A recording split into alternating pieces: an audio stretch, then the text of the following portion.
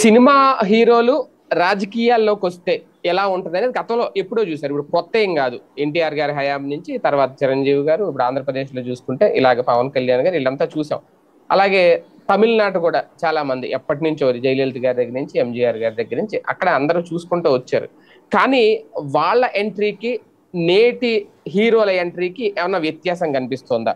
అది కూడా లేనిపోని వివాదాల్లో ఇబ్బందుల్లో వాళ్ళ పడుతున్నారా, లేదంటే అవే వాళ్ళకి అలాగా అనుకోని రూపంలో ఆ ఇబ్బందులు తెచ్చి పెడుతున్నాయి. ఇప్పుడు ఈ కరూర్ అంశం ఏదైతే ఉందో, ఈ విజయ్ ఆయన ప్రత్యేకంగా ఒక పార్టీ పెట్టి నిన్న ఆ తొక్కిసలాట జరగడం, ఆ మీటింగ్ కి దాదాపు 40 మంది వరకు చనిపోవడం, ఈ ఎపిసోడ్ అంతా అందరికీ తెలిసిందే. కాకపోతే ఇక్కడ మనం ప్రధానంగా చర్చించాల్సిన అంశం ఏంటి అంటే, అధికార పక్షం ఇలాంటి వాళ్ళకి ఇలాంటి మీటింగులు పెట్టినప్పుడు, కొత్త పార్టీలు వచ్చినప్పుడు సరైన భద్రత కల్పించట్లేదు అనేది వాళ్ళ యాంగిల్లో ఆ పాయింట్ చూడాలా, లేదు అంటే ఈ జన సమీకరణ విషయంలో సక్సెస్ అవుతున్నారు కానీ తర్వాత వాళ్ళకి భద్రత కల్పించే విషయంలో వాళ్ళ ప్రాణాలు వాళ్ళని గాల్లోకి వదిలేస్తున్నారు. ఇది ఒక పెద్ద, ఎందుకంటే 40 మంది మరణించడం అనేది ఆషామాషి వ్యవహారం కాదు. చిన్నపిల్లలు కూడా ఉన్నారు అందులో. మొన్న ఇక్కడ మన ఆంధ్రప్రదేశ్ లో చూసుకుంటే జగన్మోహన్ రెడ్డి గారు ఒక పరామర్శకి వెళ్తేనే ఒక వ్యక్తి కారు కింద పడి చనిపోయాడు అనేది. అంటే ఒక రకంగా వీళ్ళందరూ క్రౌడ్ పుల్లర్స్. పవన్ కళ్యాణ్ గారు వస్తే ఏ రకంగా జనం వస్తారో, జగన్మోహన్ రెడ్డి గారు వస్తే ఏ రకంగా జనం వస్తారో, అలాగే తమిళనాడులో అప్పుడు రజనీకాంత్ గారు పార్టీ పెట్టాలని అంతా రెడీ, ఆయన అయిపోయారు. అలాగే కమలాసన్ గారు ఆయన ఏదో పార్టీ పెట్టారు. ఇప్పుడు ఈయన విజయ్. అంటే రాజకీయాల్లోకి వచ్చే ముందు సినిమా హీరోలు రావడం ముందు ఎలాంటి జాగ్రత్తలు తీసుకోవాలి, లేదంటే ఇలాంటి ఇబ్బందులు పాలై ఇప్పుడు దేశవ్యాప్తంగా ఇదొక చర్చకి అయితే తెరదీసింది. ఇదే అంశం మీద చర్చించే ప్రయత్నం చేద్దాం. సార్, ప్రధానంగా ఇక్కడ ఇందులో ఎవరిని తప్పుపట్టాలి అనేది కూడా ఒక పెద్ద చర్చ. కానీ అక్కడ పదుల సంఖ్యలో ప్రాణాలు పోయాయి, 40 మంది ప్రాణాలు పోయాయి. కారణం ఏంటంటే ఆయన పెట్టిన మీటింగ్, ఆయన చూడాలని వచ్చేవాళ్ళు. నిజంగా ఈ స్థాయిలో మీటింగులు జరిగి వచ్చిన తర్వాత రేపు పొద్దున వీళ్ళందరూ సీఎంలు అయిపోతారా అంటే చాలా ఉదాహరణలు ఉన్నాయి. అవలేని ఓకే, అయిన వాళ్ళు కూడా వదిలేతాం. అప్పట్లో మన ఆంధ్రప్రదేశ్ లో ప్రజారాజ్యం పార్టీకి ఏ స్థాయిలో వచ్చేవారో, తర్వాత 18 సీట్లు వచ్చి ఎలా అయిందో మనం చూసాం. కానీ ఇక్కడ కూడా ఇలా వేల సంఖ్యలో జనం అయితే వచ్చేస్తారు. కానీ రేపొద్దున వీళ్ళు రాజకీయాల్లో సక్సెస్ అవుతారా లేదనేది కూడా గ్యారంటీ ఉండదు. కానీ ముందైతే ఇలాంటి ఇబ్బందులు ఇరుక్కుంటారు. ఏంటి అసలు సినిమా వాళ్ళు రాజకీయాల్లోకి వచ్చే సమయంలో జరిగే లోపం ఏంటి, వాళ్ళు మిస్ అవుతున్నది ఏంటి? ఇక్కడ బేసిక్గా గత రాజకీయం ఇప్పటి రాజకీయం పూర్తిగా సంస్కారహీనమైన రాజకీయాలు ఇప్పుడు నడుస్తున్నాయి. బాధ్యత రాహిత్య రాజకీయాలు నడుస్తున్నాయి. చట్టాలు చచ్చిపోతున్నాయి, రాజ్యాంగం మోగబోతోంది. అదే సందర్భంలో బాధ్యత వహించాల్సినటువంటి రాజ్యాంగ వ్యవస్థలు నిద్రపోతున్నాయి. ప్రజలు అవేర్నెస్ పెరిగింది, కానీ ఆ అవేర్నెస్ టువార్డ్స్ లవ్, ఎఫెక్షన్ అన్నటువంటి కాన్సెప్ట్. అంటే తాము నమ్మే నాయకుడు ఎంత వెధవైనా పర్లేదు, తాము నమ్మేటటువంటి హీరోలు ఎంత చండాలుడైనా పర్లేదు, వాడు చాలా గొప్పవాడు, ఆ యదవతో పోల్చుకుంటే మావాడు మంచి వెధవ కదా అనేటటువంటి రూట్లోకి, లేదు మావాడు చాలా గొప్పోడు అనే రూట్లోకి వెళ్ళిపోతున్న రోజులు. ఇది రాజకీయాల్లో నడుస్తుంది, సినిమాల్లోనూ నడుస్తుంది. అదే సందర్భంలో బలి పశువులు అవుతున్నటువంటిది సాధారణ ప్రజలు. ఎందుకు బలి పశువులు అవుతున్నారు అంటే వాళ్ళ స్వార్థ రాజకీయాలకని నేను అనను, కానీ వీళ్ళ అత్యుత్సాహానికి. ఇప్పుడు నేను ఒక హీరో ప్రోగ్రామ్కి జరుగుతుందంటే సరే, మనం ఎన్నోసార్లు తిరిగాం జనంలో. నేను సినిమా వాళ్ళకి సంబంధించి ఒక ఎక్స్పీరియన్స్ తర్వాత ప్రోగ్రామ్ దగ్గర ఫస్టే వెళ్ళిపోతాను నేను, ప్రోగ్రామ్ ఉంటే కనుక, ఇది యాజ్ ఏ ఫీల్డ్ జర్నలిస్ట్గా ఉన్నప్పుడు. తర్వాతన నేను వచ్చేటప్పటికి కెమెరామెన్ అక్కడ ఉంచేసేసి తర్వాత దూరంగా వెళ్ళి ఉంటా. అసలు ఆ మీటింగ్కి మైకుల దగ్గర ఎక్కడో ఉంటాను తప్పించి ఆ దగ్గరలో ఉండను సినిమా వాళ్ళకి సంబంధించింది. ఎందుకు అంటే నేను స్వయంగా ఫేస్ చేసింది 2009వ సంవత్సరం. అంటే అంతకుముందు కవర్ చేసాం, చాలా నడిచినాయి. కానీ 2009వ సంవత్సరంలో బాలకృష్ణ అప్పుడు తన ఎన్నికల ప్రచారాన్ని మన పరిటాల సునీత గారి ఇంటి దగ్గర నుంచి ప్రారంభించి వాళ్ళ ఊరి నుంచి అనంతపురం దాకా వచ్చాడు. ఆ రోజున ఆయనతో పాటు బస్సులోనూ వెళ్ళాను. ఓ 3-4 అవర్స్ ఆయనతో కూర్చుని ఇంటర్వ్యూ చేశాను. ఆ తర్వాత వచ్చిన తర్వాత అక్కడ సభకి ముందు వెళ్ళిపోయాను నేను, చేసుకొచ్చాం. అక్కడ మా కెమెరామెన్ అంతా పెట్టేశాను, లైవ్లు ఇచ్చేసాం. అంతా అయిపోయాక ఓబీ వ్యాన్లో కూర్చున్నా నేను. ఏది అప్పటికి తిరుపతి నుంచి ఆడికి పోవడం అంటే ఒళ్ళంతా పులిసిపోద్ది, బాలకృష్ణ రావడానికి ఇంకొక గంట పడుతుంది టైం అన్నారనేసి ఓబీ వ్యాన్లో పడుకున్నాను. ఈలోపు ఓబీ వ్యాన్కి అంటే మీకు తెలుసు కదా, మామూలు వెహికల్స్కి అయితే గ్లాసెస్ ఇవన్నీ ఉంటాయి. ఆ ఓబీ వ్యాన్కి గ్లాస్ క్లోజ్ అయ్యి ఉంటుంది. అన్ని ఓబీ వ్యాన్లకు బాగానే ఉంటుంది కానీ అదేదో ఒక్క ఓబీ వ్యాన్ మాత్రం దాంట్లో ఆ గాలి బయటికి పోయేది లేదట. అది నాకు తెలియదు. పడుకున్నా కరెక్ట్గా ఒక్క 4 minutes అయ్యేటప్పటికి కళ్ళు తిరిగిపోతున్నాయి. లోకంలోకి ఎక్కడికో వెళ్ళిపోతుంది, ఏదేదో గిరగిరా తిరిగిపోతుంది. నాకేం అర్థం కావట్లా, స్పృహ కోల్పోతున్నాను అనేది అర్థమవుతుంది. అద్దం మీద తలుపు కొడుతుంటే అక్కడేమో ఆ పాటలు గేట్లు ఇవన్నీ ఉంటాయి కదా, దాంతో ఆ బయటే కెమెరామెన్తో పాటు జిల్లా రిపోర్టర్ ఉన్నాడు, వాళ్ళు ఉన్నారు అక్కడ. ఇదివరకు నా దగ్గర గుంటూరులో TV9 చేసిన ప్రదీప్ అప్పుడు ఎన్టీవీకి అనుకుంటా అటు పక్కన వేరే ఎన్టీవీ తరపున ఉండేవాడు అక్కడ తిరుపతి. తను కూడా అక్కడ కూర్చున్నాడు. అందరూ అక్కడ ఉన్నారు కానీ వాళ్ళ వాళ్ళు మాట్లాడుకున్నారు, ఏం కనబడట్లేదు అక్కడ. నేను కొట్టే సౌండ్ అర్థం కావట్లేదు. అలాగా చివరికి బలవంతంగా ఇక మొత్తం శక్తిని అంతా పెట్టి దీనిది క్లిప్ ఉంటుంది కదా మనకి తలుపు దగ్గరది, అది తోస్తూ అది అలా తీసి అలాగ పడిపోయాక ఇక అక్కడతో నాకేమీ తెలియలా. నన్ను వాళ్ళు అర్థం చేసుకున్నారు సీను. హాస్పిటల్కి తీసుకెళ్దామంటే 2-3 kilometers మొత్తం ట్రాఫిక్ క్లోజ్ చేసి పడేశారు. అప్పుడు 2009 అంటే కాంగ్రెస్ గవర్నమెంట్ ఉన్నది. ఇది 2004 నుంచి 2009 దాకా కాంగ్రెస్ గవర్నమెంట్ కదా, రాజశేఖర రెడ్డి గవర్నమెంట్. అప్పుడు ఎప్పటికి మళ్ళీ రాజకీయ కక్షలు లేవు, ఎదురోళ్ళని తొక్కేయాలి ఇట్లాగా. అందులో భాగంగా బాలయ్యకి పూర్తి సెక్యూరిటీ ఆ ఏరియా అంతా కూడా ఇచ్చేసారు. రోడ్డు అంతా క్లోజు, రోడ్లోకి వచ్చే మార్గాలు క్లోజు. ఎట్ట తీసుకెళ్ళాలి వీళ్ళు? 6 రిపోర్టర్లు కలిసి చేతులు ఒకళ్ళు కాళ్ళు ఒకళ్ళు మధ్యలో నడుము ఇట్టా పట్టుకుని ఇట్టా మోసుకుని, ఏది జనాలంతా ఫుల్ క్రౌడ్, అంబులెన్సులు రానిచ్చే పరిస్థితి లేదు అక్కడ, ఇట్లా మోసుకుని తీసుకెళ్లారు వాళ్ళు.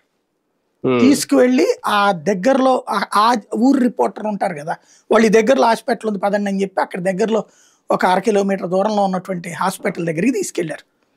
హాస్పిటల్లో డాక్టర్ గారు కూడా అటు వెళ్ళిపోవాల్సిన ఆయన అప్పుడే వెళ్ళబోతూ ఆగాడనమాట. ఎట్లాగే ఎడావిడి ఉంది వెళ్ళిపోదాం అనుకున్న ఆయన ఆగి గబక్కం చేస్తే దాదాపు 1 hour తర్వాతన లేచి కూర్చోగలిగా నేను. అంటే ఇక చచ్చిపోయాను అనుకున్నా నేను. ఆ పూట నాది అయిపోయింది జీవితం అనుకున్న టైంలో. అప్పటి నుంచి నాకు గ్రహించింది ఏంటంటే, ఈ ఓవర్ క్రౌడ్ ఉన్నటువంటి చోట మన చేతిలో ఏముండదు పరిస్థితి. ఎందుకు యాక్టివేట్ అవుతారో తెలియదు, ఎందుకు హడావిడి చేస్తారో తెలియదు. అది ఎవడో ఒకడు తోసుకుంటే అందరూ తోసేసుకుంటారు. ఇది ఒక విచిత్ర వాతావరణం. ఇట్లాంటి నేను నా ఫీల్డ్లో చాలా ఫేస్ చేశా. ఈ సినిమా వాళ్ళకి సంబంధించి అయితే నేను మరింత జాగ్రత్తగా ఉంటాను అనమాట. విజయ్ యాక్టివిటీలో కూడా అలాంటిదే జరిగిద్ది. అంటే వస్తే ఏదో చూడాలి అదొక పిచ్చ ఉంటుంది. ఆ పిచ్చని ఇక్కడ ఉద్దేశపూర్వకంగా ఒక ఓవర్ యాక్షన్ చేశారు.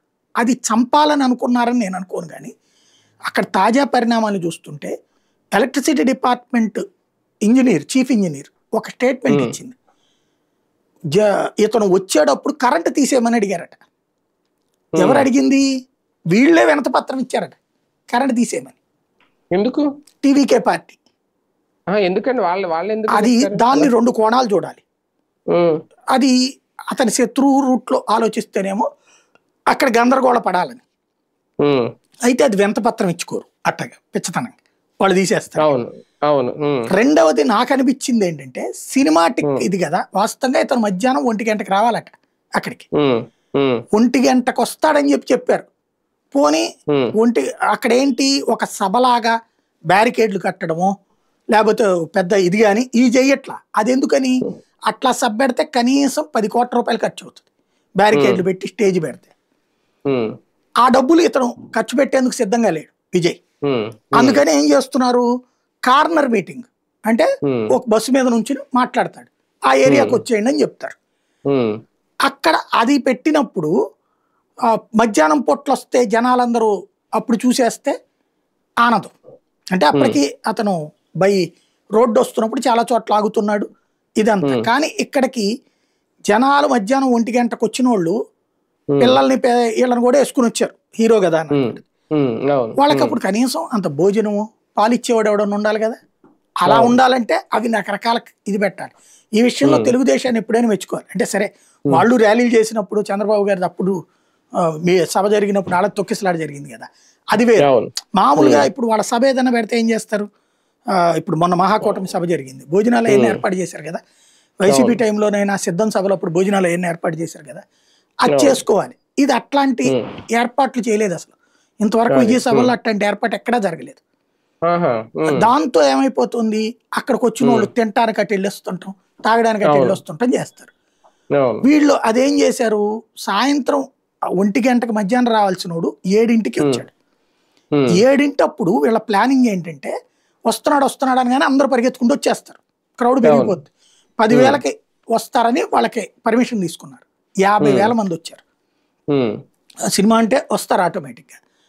వచ్చిన తర్వాతన వీళ్ళ ఉద్దేశం ఏంటంటే ఆ టైంలో ఎలక్ట్రిసిటీ డిపార్ట్మెంట్ చీకటి తీసేస్తే సినిమాల్లో టైపులో ఒక ఫ్లాష్ లైట్ అట్లా వచ్చి పడితే ఇలా కాళ్ళ నుంచి లెగుస్తాయి కదా దాంట్లో కెమెరా, ఆ టైపులో బిల్డప్ చేయడానికి ప్లాన్ చేశారు. దానికోసం కరెంటే తీసేయమని అడిగారు. మేమే వేసుకుంటాం జనరేటర్లు, మీరు తీసేయండి అని. అంటే లైటింగ్ అలా లైటింగ్ అట్లా పెట్టుకోవడం, మిగతా అదంతా చీకటిగా ఉండి ఓన్లీ అతని మీద ఉంటే ఇదనేది. దానికి ఎలక్ట్రిసిటీ డిపార్ట్మెంట్ పోలీసులను అడిగితే పోలీసులు పిచ్చాశాలు వేయద్దని చెప్పారు. ఎందుకంటే చుట్టూతాది వాళ్ళు కాపలాగాయాలి కదా, చీకట్లో అట్లా కాపలాగేస్తారు. ఏ అమ్మాయిల మీద ఏదైనా అయినా, ఏ నగలు చోరీ అయినా ఎవడేం చేస్తాడు అక్కడ, ఎవరిని పొడుచుకున్నా. అందుకని కరెంట్ తీయొద్దని వాళ్ళు వార్నింగ్ ఇచ్చారు. అయితే ఆ ప్రదేశం వరకు మాత్రం ఆ టైంకి కరెంట్ ఆగిపోయిందట. అంటే వీళ్ళే ఆపుండాలి విజయ్ బ్యాచ్, అది విచారణ జరగాలి. అదే అక్కడ వాళ్ళు అడుగుతున్నది, ఏది విచారణ చెయ్యాలి అన్నది. అది సరిగ్గా విచారణ చేస్తే గానీ స్పష్టత రాదు. సార్ మామూలుగా నాకు డౌట్, ఎందుకంటే నేను కూడా కొన్ని అప్పట్లో ఈ ఫీల్డ్ లోకి రాకముందు నేను తిరిగానులే కానీ ఈ అభిమానంతో, ఈ హీరోలు ఒక సభ పెడతారు సార్, అంటే మామూలు పొలిటికల్ అనే మామూలుగా కూడా వాళ్ళు ఒక టైం చెప్తారు, 9 గంటలకల్లా వస్తాం లేదంటే 10 అని. ఇంచుమించు ఒక 2-3 గంటలు ఖచ్చితంగా డిలే ఉంటుంది సార్. అంటే అది కావాలని చేస్తారా? ఇక్కడ కూడా అది జరిగింది అనేది ఒక టాపిక్. మామూలుగా ఏ హీరో అయినా ఇప్పుడు పొలిటికల్లోకి వచ్చినా వాళ్ళు ఆ తీరు మార్చుకోరు. దానివల్ల ఇలా ప్రాణాలు కూడా పోగొట్టుకున్న వాళ్ళు చాలా మంది ఉంటారు. ఎందుకు వాళ్ళు నిజంగా అంటే వాళ్ళకి ఇమేజ్ కోసమా, వాళ్ళకి ఒక స్పెషల్ గా చూపించుకోవడం కోసం ఇక్కడ ప్రాణాలను బలిపెట్టేస్తారా? హీరోలకి ఎందుకు ఉంటుంది ఇది? అంటే ఇక్కడ బేసిక్ గా ఒకటి ఏంటంటే, నా కోసం ఎదురు చూడాలి అన్న తపన ఒకటి ఉంటది. రెండవది క్రౌడ్ తక్కువ ఉన్నప్పుడు కూడా ప్రాబ్లం ఉంటది. ఇప్పుడు నాకు బాగా గుర్తు, మీరు నాకు గుర్తుకొచ్చింది అంటే, సరే హీరోల సంగతి పక్కన పెడితే 2004 ఎలక్షన్స్ జరిగినాయి కదా. ఆ ఎలక్షన్స్ అప్పుడు విజయవాడలో ఆంధ్ర అప్పుడు ఉమ్మడిగానే ఉంది కదా, ఆంధ్రాది మొట్టమొదట ఎన్నికల ప్రచార సభ విజయవాడలో. ఇప్పుడు ఇది ఉంది కదా మన దాన్ని ఏమంటారు, కాదు ఈ మామిడికాయల పాకల దగ్గర ఉన్నటువంటి ఒక ఖాళీ స్థలం ఉండేది అప్పుడు. అది ఖాళీ స్థలం కూడా కాదు, అదొక దాన్ని ఏమంటారంటే ఫ్యాక్టరీ. అది ఆ ఫ్యాక్టరీ ఎప్పుడో మూతబడిపోయింది. ఆ ఫ్యాక్టరీని తీసుకుని వీళ్ళు కాంగ్రెస్ వాళ్ళు అది మొత్తాన్ని క్లియర్ చేసేసి దాంట్లో ఇప్పుడు వీళ్ళందరూ కూడా ఉంటారు. అది బాగా గిల్లాలు ఉన్నటువంటి ఒక పెద్ద వెంచర్ అనమాట. మన మామిడికాయల పాకల ఏరియా కేదారేశ్వరపేట దగ్గర. కేదారేశ్వరపేట చాలా చిన్న ఏరియా యాక్చువల్గా, సందులు చిన్నగా ఉంటాయి. అట్లాంటి చోట్ల అనమాట ఆ సభ. భారీ బహిరంగ సభ పెట్టారు. సోనియా గాంధీ వచ్చేసింది టైంకి.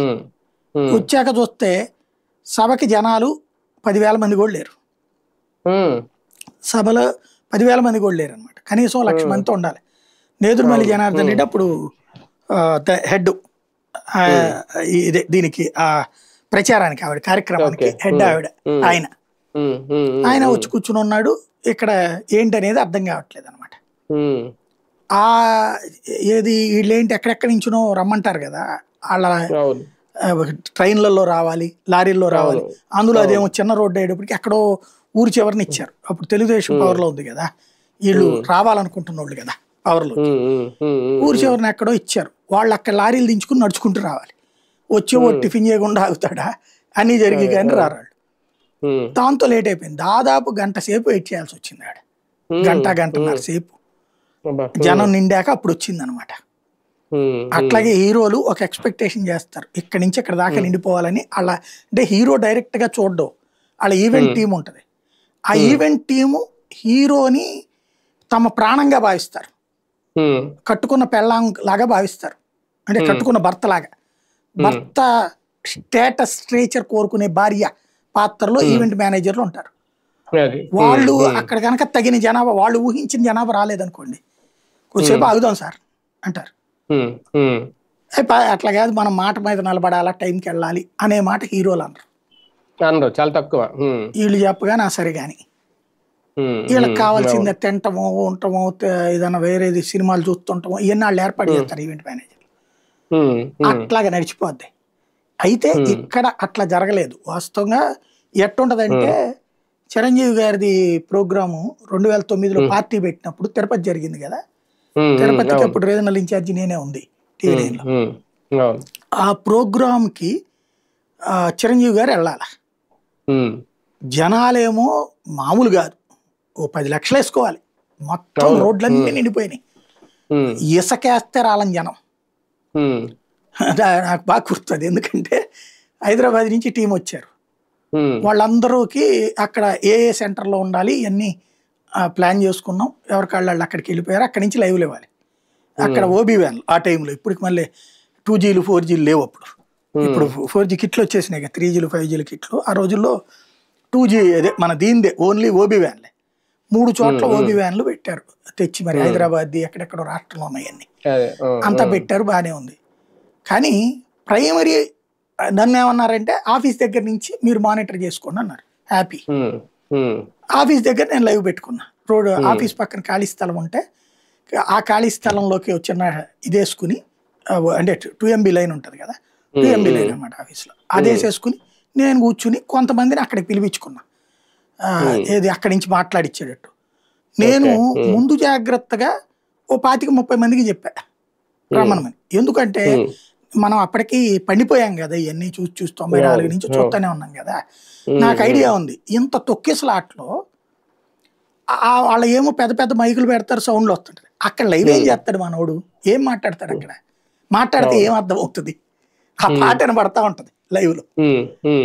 అసలు యాంకర్ మాట్లాడేది మనకి వినపడదు దాంట్లో నుంచి. ఏం చేస్తారు లైవ్?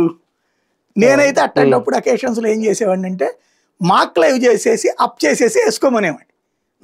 నేను ఈటట్లో ఆళ్ళము దానికంటే ముందు ఇంకోటి ఏం చేసేవాడిని అంటే, మైక్ సెట్ కొడుతూ నేను కాంటాక్ట్ పెట్టుకుంటా. తెలివి అన్ను ముందు అవసరం. నేను చెప్పిన టైంలో జస్ట్ రింగ్ ఇస్తానంతే, ఆడు ఆపాలి. ఆ టైంలో మైక్ చెక్ చేసుకుంటున్నట్టు ఉండాలి. ఈ లోపు నేను గబగబా 2-3 నిమిషాలు మాక్ లైవ్ చేసేసుకుంటా. ఆ తర్వాత ఆడికి సిగ్నల్ ఇస్తే ఆడు మళ్ళీ మైక్ ఆన్ చేసుకుంటాడు, పాట లైవ్ పెట్టుకుంటాడు. ఇది నేను పంపించేసుకుంటా. ఇది నా స్ట్రాటజీ. అంటే మరి మనం పని జరగాలి కంపెనీకి, అట్ ద సేమ్ టైం వాళ్ళకి ఇబ్బంది కలగకూడదు. ఇవన్నీ వ్యూహం. అట్లాగా వీళ్ళకి అట్లాంటిది ఐడియా ఉండాలి కదా, కష్టం నడిచిపోయింది. అట్లాగా మొత్తం వాళ్ళు పాపం అక్కడి నుంచి వచ్చిన వాళ్ళు లైవ్లు ఇవ్వడం అయిపోయాక ఇచ్చుకోవాల్సి వచ్చింది. ముందుదంతా నేనే నా స్టూడియో నుంచి ఇస్తే అది విజువల్స్ పెట్టుకోవడం వాళ్ళది. విజువల్స్ బాక్స్లో అది వేసుకుని ఇది పెట్టుకోవాల్సి వచ్చింది. చిరంజీవి గారు ఆ రోజున వాస్తవంగా 2 hours 2.5 hours లేట్ అయింది. ఎందుకు? ఆయన టైంకే బయలుదేరారు. ఆయనకే ఈ ట్రాఫిక్ లో వెళ్ళడం కష్టమైపోయింది, దాంతో లేట్ అయిపోయింది. అది సహజం ఈ హీరోలకు సంబంధించి. ఇప్పుడు పవన్ కళ్యాణ్ వెళ్తే టైంకి చేరగలుగుతారంటే కష్టం. అందులో ఈ విజయ్ది కూడా ఏమైందంటే, ఏది మన బస్సు యాత్ర టైప్ అనమాట. మీకోసం విజయ్ అని ఏదో పేరు పెట్టుకున్నాడట. అందులో భాగంగా అతను దారిలో 10 మంది జనం ఉన్నప్పుడు ఆగటం, అది ఎట్లా ఉంటుందో నేను బాలయ్య చూసా. నేను చెప్పినట్టు ఇందాక ఆ పరిటాల వాళ్ళ ఇంటి దగ్గర నుంచి బయలుదేరి వెళ్తే 1 hour లో వెళ్లాల్సిన ప్లేస్ కాస్త 4.5 hours పట్టింది. ఏంటంటే ప్రతి 1/2 kilometer దగ్గర, ప్రతి 5 kilometer అంటే ఊర్లు దగ్గర జనం కనబడతా ఉంటారు. వీళ్ళు పట్టించుకోకుండా వెళ్ళిపోలేరు కదా కాన్వాయ్లో. అక్కడ దిగేసాడు, చేతులు ఒప్పడం, మళ్ళీ వెనక్కి రావడం, ఈ చేస్తాడు. ఇతను కూడా అట్లా చేసుకుని వచ్చాడు. దానివల్ల ఆలస్యమైంది, మరీ ఎక్కువ ఆలస్యమైంది. 7 గంటలు పట్టింది గ్యాప్. అది పెద్ద సమస్య అయింది. అట్లాంటప్పుడు ఆల్టర్నేటివ్స్ ఆలోచించుకోవాలి వీళ్ళు. అవును సార్, ఇటువంటి విషయంలో ప్రభుత్వం ఫెయిల్యూర్ ఎంతవరకు చూడాలి? అంటే ఇలాంటి ఒక హీరో, ఒక అగ్రణ హీరో వస్తున్నప్పుడు క్రౌడ్ ఎలా ఉంటది, ఏంటి, ఎలా కంట్రోల్ చేయాలి అంటే సరైన భద్రత కల్పించే విషయంలో ఫెయిల్యూర్ ఎంతవరకు ప్రభుత్వానికి అని అనాలి? ప్రభుత్వానికి ఫెయిల్యూరే, కానీ ప్రభుత్వాన్ని ఇక్కడ తప్పు పట్టడానికి ఎక్కువ అవకాశం లేదు. ఎందుకని అంటే వీళ్ళు చెప్పింది 10,000 మందికి పర్మిషన్. 50,000 మంది వస్తే ప్రభుత్వానికి తప్పు ఎట్లా అవుతుంది? వాళ్ళు 10,000 మందికి తగ్గ పోలీసులను అక్కడ పెట్టుకున్నారు. అంతే కదా, అవును. కాకపోతే ప్రభుత్వ యంత్రాంగానికి బాధ్యత ఉండాలి, నిఘా వ్యవస్థ ఉండాలా, పోలీసు ఉన్నతాధికారులు సీరియస్ మానిటర్ చేయాలా, ఈ క్రౌడ్ పుల్లర్ల విషయంలో చాలా జాగ్రత్తగా ఉండాలి. అది 10,000 అంటే 50,000 వస్తారయా అనే అంచనా ఉండాలి.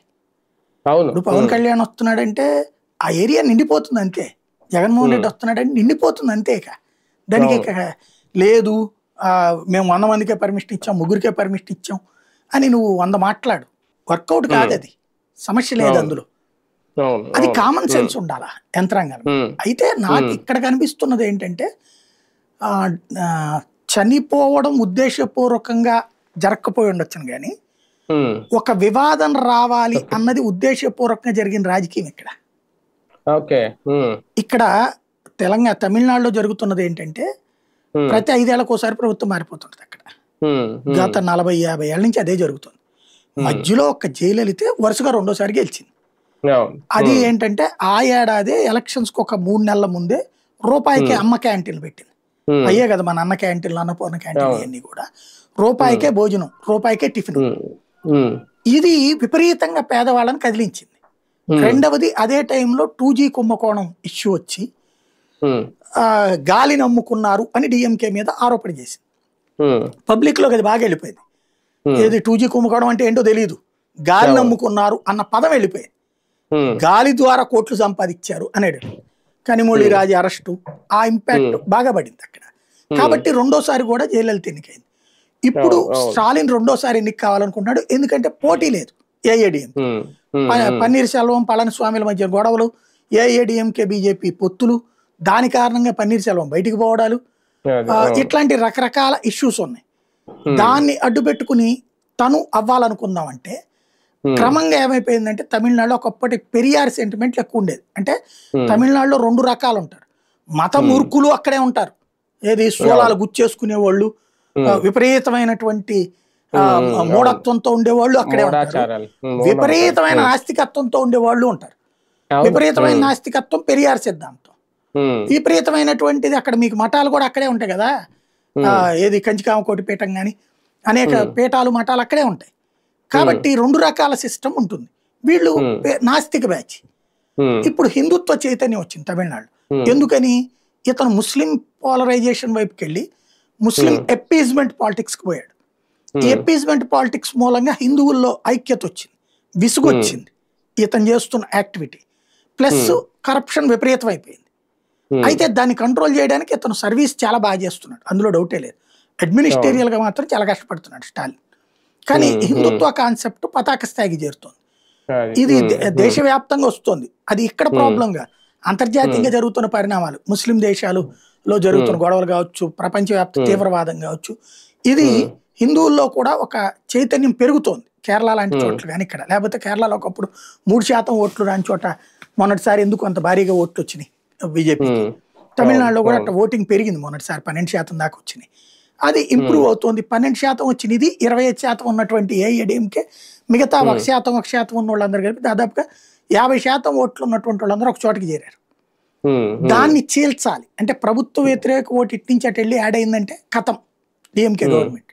కాబట్టి ప్రభుత్వ వ్యతిరేక ఓటు చీల్చాలి. 2019లో చంద్రబాబు నాయుడు గారు, పవన్ కళ్యాణ్ గారు వేసిన స్ట్రాటజీ అక్కడ వేస్తున్నారు. ఇక్కడ ఏం చేశారు? 2018 నుంచి బీజేపీతో గొడవ పడ్డప్పటి నుంచి తెలివిగా పవన్ కళ్యాణ్ గొంతు తిరిగి ఫేస్బుక్ లైవ్లు ఇవన్నీ పెట్టుకొచ్చి చంద్రబాబుని విమర్శించి నేను బాబుకి వ్యతిరేకంగా ఓటు అడుగుతున్నాను అనే రూట్లోకి తీసుకొచ్చారు. కరెక్ట్గా ఎలక్షన్స్ ముందు ఏం చేశారు? జగన్కి ఓటు వేయడానికి వీల్లేదు, అతను సీఎం జీవితంలో అవ్వడానికి వీల్లేదు అంటే మరి ఎవరు ఇవ్వాలంటే నేనే సీఎంని అంటే నీకు ఫస్ట్ వేస్తే చంద్రబాబుకి వేసుకో, లేదా నాకే జగన్కి. ఇది కదా ఆయన ఫార్ములా. కాబట్టి అది పబ్లిక్ వీళ్ళిద్దరు ఒకటే అనే ఫీలింగ్ వచ్చింది. జగన్కి అన్ని సీట్లు ఇచ్చారు, వీళ్ళకి 23 సీట్లు ఇచ్చారు, నడిచింది. ఇప్పుడు విజయ్ చేస్తున్నటువంటిది అక్కడ విజయ్ను స్టాలిన్ కలిపి కథ నడుపుతున్నారు అక్కడ. ఇప్పుడు విజయ్ ఏంటి? సైద్ధాంతికంగా బీజేపీకి శత్రువు, ప్రభుత్వ పరంగా నేను డిఎంకేకి శత్రువుని, కానీ నా సిద్ధాంతం అడదొకటే అంటున్నాడు అతను.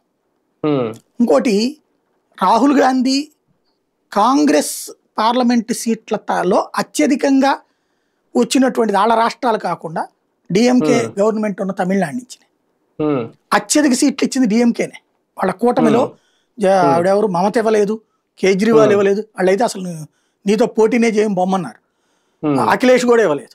కానీ అత్యధిక సీట్లు ఇచ్చింది పర్సంటేజీ తమిళనాడులోనే. ఆ స్టాలిన్ అంటే ప్రాణం అక్కడ. అలాంటి స్టాలిన్ని దెబ్బ కొట్టడానికి పార్టీ పెట్టాను అని చెప్తున్నటువంటి టీవీకే, నేను సీఎం అవుతానని చెప్తున్నటువంటి విజయ్కి ఈ 41 మంది ప్రాణాలు కోల్పోతే రాహుల్ గాంధీ ఏమని మాట్లాడాలి? తన పార్టీని తన ప్రభుత్వాన్ని కాపాడుకోవడానికి ఏమని చెప్పాలి? ఎందుకు వీళ్ళదంతా ఒకటే కదా, ఎన్డీఏ కూటమి భాగస్వామి. మన ఉపరాష్ట్రపతి ఎన్నికలు ఇట్లో కూడా చేశారు కదా. ఈయన ఏం మాట్లాడాలి? ఏందా అది సినీ నటుడు వచ్చి ఎట్లాంటి దుర్మార్గం ఏంటి? సినీ నటులతో రాజకీయాలు వస్తాయా, ఓట్లు వస్తాయా? 41 మంది ప్రాణాలు బలిగా ఉన్నావు, మా కూటమి నిన్ను వదిలిపెట్టదు అనాలి, లేదా సంతాపం వ్యక్తం చేయి మూసుకుని. కానీ ఇతను ఎవరిని? విజయ్కి ఫోన్ చేసి మద్దతు ప్రకటించాడు. అంటే ఏంటి? చచ్చిపోయినటువంటి వాళ్ళకి కాదు, చావుకు కారణమైన విజయ్కి మద్దతు ప్రకటించాడు. అంటే అర్థం ఏంటి అక్కడ? కూటమి తరపున, ఆ కూటమి తరపున, ఎన్డీఏ కూటమి తరపున తురుపు ముక్క విజయ్.